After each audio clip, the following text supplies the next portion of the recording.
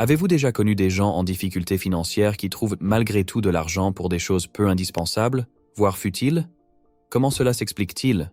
Savent-ils quelque chose qui nous échappe ou, au contraire, gèrent-ils simplement mal leurs priorités financières?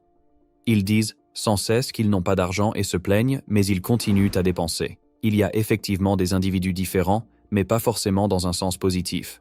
Dans cette vidéo, nous allons vous révéler 5 objets pour lesquels les personnes en galère financière trouvent toujours un budget. Le 5e point est le plus pertinent, et vous le faites peut-être parfois. N'oubliez pas de vous abonner à la chaîne et d'activer la cloche de notification pour recevoir aussitôt et régulièrement toutes nos nouveautés. Premièrement, les cigarettes. Nous connaissons tous quelqu'un qui, s'il devait choisir entre un repas et un paquet de cigarettes pour la journée, opterait pour les cigarettes. Peu importe la difficulté financière qu'il traverse, il trouvera toujours de quoi se les offrir. Il sait pertinemment qu'elles nuisent à sa santé et qu'il gaspille une somme importante alors qu'il est déjà dans le besoin. Même si le paquet coûte 70 $, il mettra un point d'honneur à l'acheter. C'est une habitude malsaine qui prend possession de l'esprit et du porte-monnaie. Malheureusement, il en va de même pour le cannabis et d'autres drogues encore plus addictives. La réalité est qu'on démarre en pensant « ce n'est qu'un essai », puis on tombe vite dans un engrenage difficile à briser.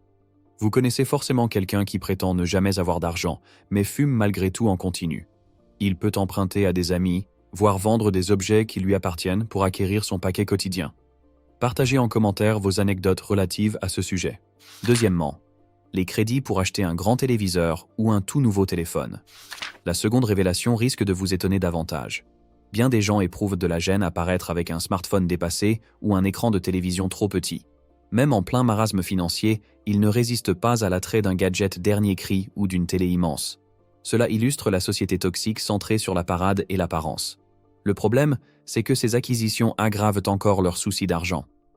Cette réalité est simple. Le fait de pouvoir régler la compte n'indique pas une réelle capacité à assumer la totalité du prix. Investir dans ces produits donne une illusion de richesse, alors qu'ils s'enfoncent dans un tourbillon d'endettement. Ne laissez jamais votre ego gérer votre portefeuille. Par exemple, Samy a décidé de se procurer le plus récent smartphone dès sa sortie. Il avait un budget extrêmement serré, mais a opté pour un règlement échelonné afin de contourner ses limitations. En fin de compte, il s'est retrouvé coincé dans un cycle de dette qui l'a empêché de payer ses factures essentielles. Troisièmement, les animaux de compagnie qu'ils ne peuvent pas assumer correctement. Vous avez certainement déjà croisé ce jeune maigrelet avec un pitbull qu'il ne maîtrise pas, au cas où l'animal deviendrait agressif. Ou cette vieille dame au grand cœur qui élève 20 chats.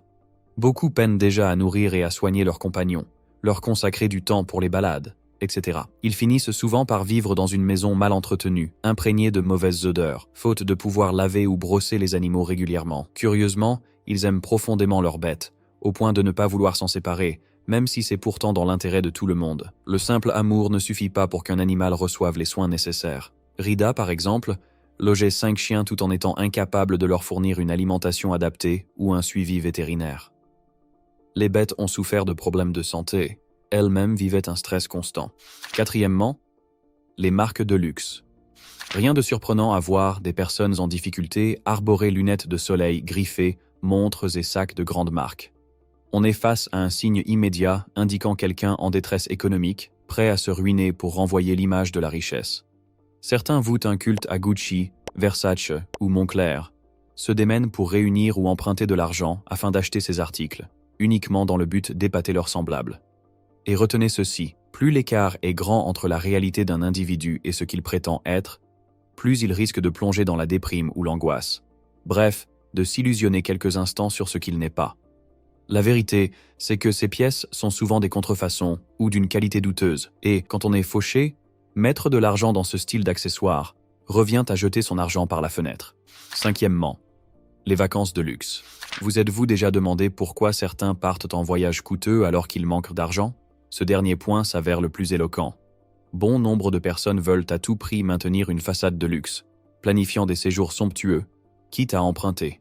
Ce besoin d'afficher un train de vie glamour sur les réseaux sociaux les pousse à prendre de mauvaises décisions financières. Les vacances peuvent être une belle récompense après des mois de labeur, mais elles doivent correspondre à votre budget.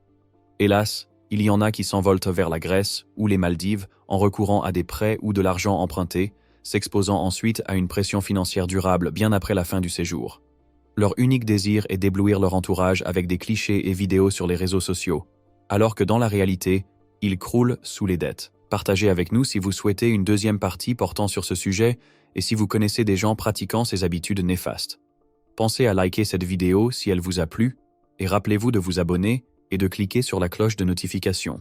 On se revoit dans la prochaine vidéo.